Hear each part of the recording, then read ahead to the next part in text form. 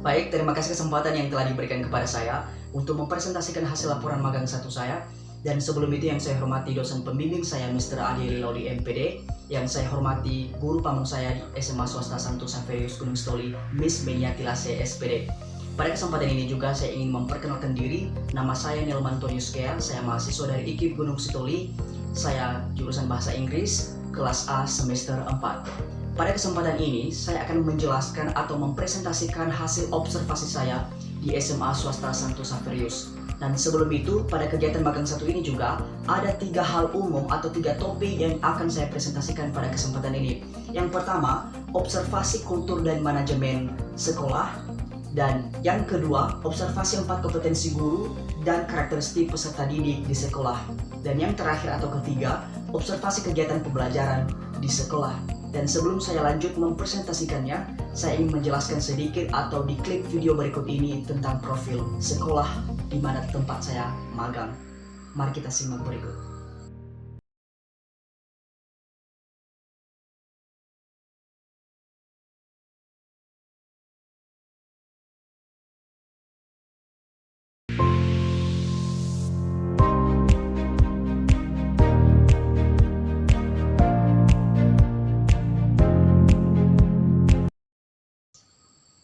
Baik, langsung saja saya akan menjelaskan hasil observasi saya di SMA Swasta Santo Saverius Gunung Sitoli.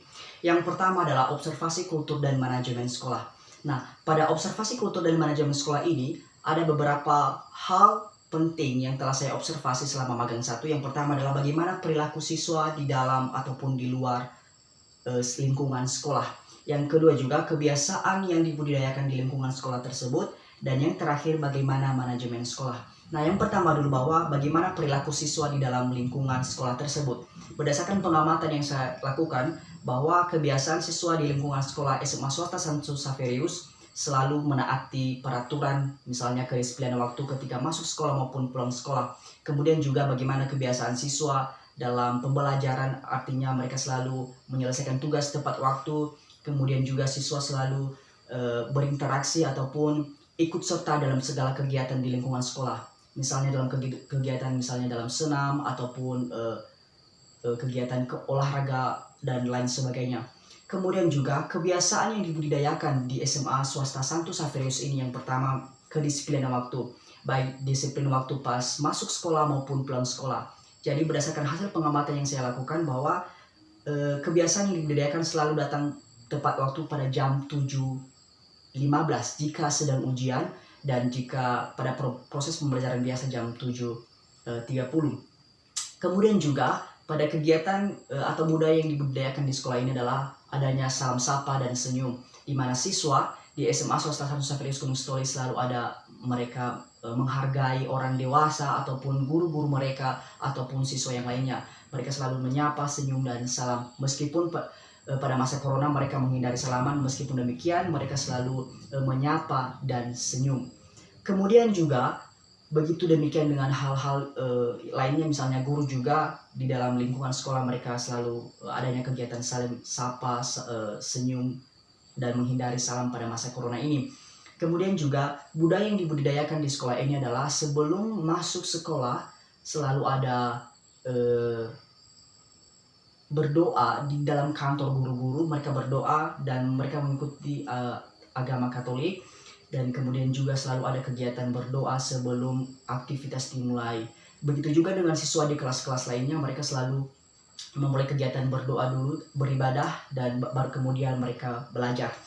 Kemudian juga adanya interaksi guru antara siswa juga sangat dekat. Selalu ada, jika ada kendala dengan siswa, siswa juga bisa menyampaikan kepada guru dan guru juga siap membantu. Itu hasil pengamatan yang telah kami lakukan atau yang telah saya lakukan. Dan kemudian juga manajemen sekolah. Nah, pada manajemen sekolah ini juga tata tertib sekolah sangat tegas, di mana kepala sekolah juga ataupun guru-guru yang piket saat pada hari itu, jika menemukan siswa datang terlambat, maka ada hukuman bagi mereka.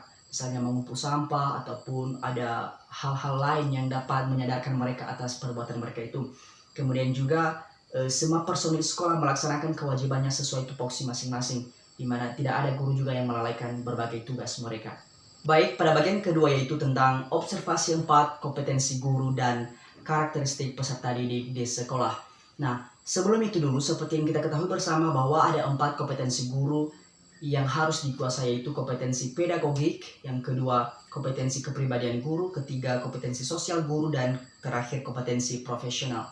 Nah, di sini juga selama masa kami magang 1 di SMA swasta Santo Xaverius, jika ada kegiatan belajar mengajar di sekolah, kami ikut dan masuk di dalam kelas, dan khususnya dulu pada mata pelajaran bahasa Inggris. Nah, yang kami tahu dulu bahwa kompetensi pedagogik ini adalah bagaimana guru bisa melaksanakan pembelajaran dengan baik, kemudian juga mampu memfasilitasi pelajaran dan memahami karakter peserta didik. Nah, sesuai yang hasil observasi yang kami lihat juga, bahwa secara umum dulu guru selalu melaksanakan seperti pre-teaching, whilst teaching, dan post-teaching. Dan sebelum pembelajaran dimulai, guru selalu biasanya mengulas kembali apa pelajaran yang telah dipelajari sebelumnya. Dan jika karena pada masa corona ini juga menanyakan bagaimana tugas-tugas, hasil tugas mereka, atau misalnya ada kesulitan, dan mereka akan membicarakan hal demikian. Dan juga guru akan memberikan secara umum dulu sebelum masuk materi, dia akan memberikan secara umum bagaimana materi yang akan diberikan, dan kemudian membuka wawasan siswa sebelum masuk ke materi tersebut.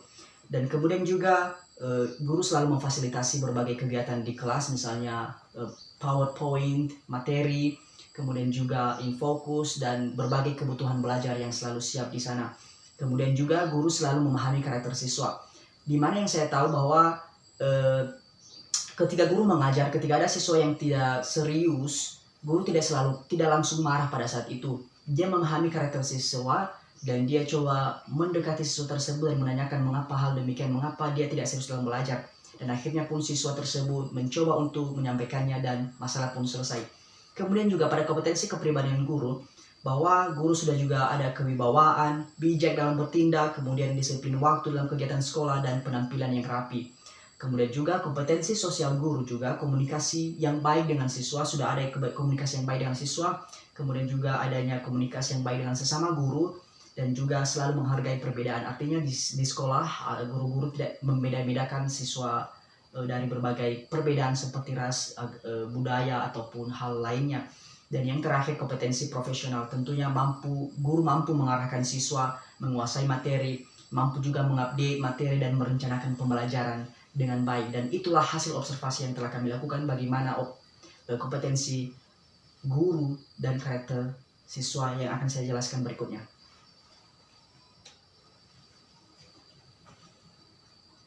Berikutnya adalah karakteristik peserta didik. Berdasarkan hasil observasi yang telah saya laksanakan, bahwa peserta didik di SMA swasta Santo Xaverius adalah selalu disiplin waktu. Itu ditandai dengan selalu datang tepat waktu dan juga pulang tepat waktu, dan sedikit sekali kasus yang terjadi di sana. Yang kedua, penampilan yang rapi dan sopan. Siswa di sana juga selalu berpakaian rapi dan memakai atribut sekolah. Meskipun pada masa corona mereka memakai baju bebas, bukan baju sekolah, tetapi selalu rapi dan menghargai tata krama di sekolah. Kemudian juga mereka patuh terhadap tata tertib sekolah. Seperti yang saya katakan, kedisiplinan waktu, selalu juga menyerahkan tugas tepat waktu, dan melaksanakan kegiatan pembelajaran di kelas dengan tenang dan tidak membuat kegaduhan. Dan yang terakhir adalah motivasi yang tinggi dalam belajar serta keaktifan dalam proses pembelajaran. Berdasarkan yang kami tahu bahwa ketika guru melaksanakan kegiatan proses pembelajaran dan ketika dia memberikan kesempatan kepada siswa menyampaikan ide mereka atau ada pertanyaan dari guru, kebanyakan siswa di sana selalu memberikan pendapat mereka. Dan karena juga mereka mempelajari bahasa Inggris, bahkan kami melihat bahwa mereka sering menggunakan bahasa Inggris dalam kegiatan proses pembelajaran. Kemudian juga mereka selalu ada motivasi yang tinggi, dibuktikan dengan hasil prestasi yang mereka capai di sekolah tersebut. Dan kemudian juga banyak siswa yang sudah lulus di universitas negeri di luar Nias, dan itu juga suatu kebanggaan bagi peserta didik tersebut. Kemudian juga mereka selalu aktif dalam proses pembelajaran ataupun kegiatan ekstrakurikuler. Berikutnya, bagian ketiga yang akan saya presentasikan adalah observasi kegiatan pembelajaran di sekolah. Nah, seperti yang saya jelaskan sebelumnya bahwa kegiatan atau observasi yang telah saya lakukan di bagian satu ini, setiap ada kegiatan pembelajaran kami selalu masuk di dalam kelas, mengamati bagaimana guru mengajar dan bagaimana juga siswa ikut serta berkolaborasi dalam kegiatan pembelajaran. Nah, kegiatan pembelajaran yang dilakukan guru di kelas juga selalu menggunakan waktu secara efektif. di mana pada awal dia melakukan adanya ibadah, kemudian ada pre-teaching di mana guru juga mengulas kembali pelajaran sebelumnya dan mencoba berdiskusi jika ada kesulitan sebelumnya, dan kemudian juga membuka wawasan tentang apa pelajaran yang akan dipelajari pada hari tersebut. Kemudian juga hingga ada ruang diskusi dan juga bagaimana siswa memberikan pendapat. Jadi waktu benar-benar efektif dan efisien digunakan oleh guru pada saat pembelajaran. Kemudian juga menggunakan bahasa yang dimengerti oleh siswa. Nah, tentunya juga guru di SMA Swasta Santo Saverius berdasarkan hasil pengamatan, guru selalu menggunakan bahasa yang baku dan mudah dimengerti oleh siswa. Kemudian juga metode belajar yang bervariasi. Berdasarkan yang saya amati di sekolah tersebut juga, begitu banyak metode yang dilakukan guru. Misalnya dalam pembelajaran, guru juga menggunakan metode interview, tanya jawab, kemudian juga metode diskusi, dan masih banyak lagi yang dapat membuat siswa tidak bosan dengan metode belajar yang hanya satu saja, tetapi banyak sekali variasi yang dapat membuat mereka lebih termotivasi dan lebih semangat belajar. Kemudian juga guru juga selalu membantu siswa yang belum paham pembelajaran. Ketika mereka bingung terhadap materi yang disampaikan, guru juga akan membantu menanyakan apa kesulitan mereka dan akhirnya pun dijelaskan kembali. Kemudian juga selalu ada istilah pre-teaching, while teaching, hingga post-teaching ketika selesai.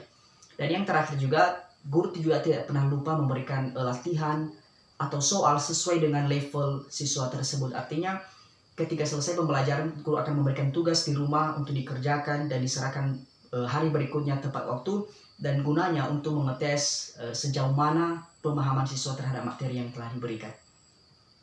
Baik, sekian saja apa saja hasil observasi yang telah saya laksanakan pada kegiatan magang 1 ini di SMA Swasta Santo Saverius, sehingga saya dapat mengambil kesimpulan bahwa kegiatan magang 1 ini sangat bermanfaat bagi mahasiswa. Saya sendiri dengan melaksanakan observasi pada kegiatan magang 1 ini di sekolah, saya sendiri bisa melihat langsung bagaimana proses pembelajaran di sekolah tersebut, bagaimana budaya, lingkungan, dan manajemen di sekolah tersebut. Tentunya hal ini dapat menambah wawasan saya sebagai mahasiswa yang kelak akan menjadi guru ke depan. Kemudian juga yang paling penting di sini bahwa saya dapat melihat bagaimana guru mengajar, bagaimana metode yang mereka gunakan pada pembelajaran, dan tentunya ini juga menambah wawasan bagi saya ketika kelak menjadi guru. Oh, ini yang dapat saya gunakan untuk mengajar siswa ke depannya.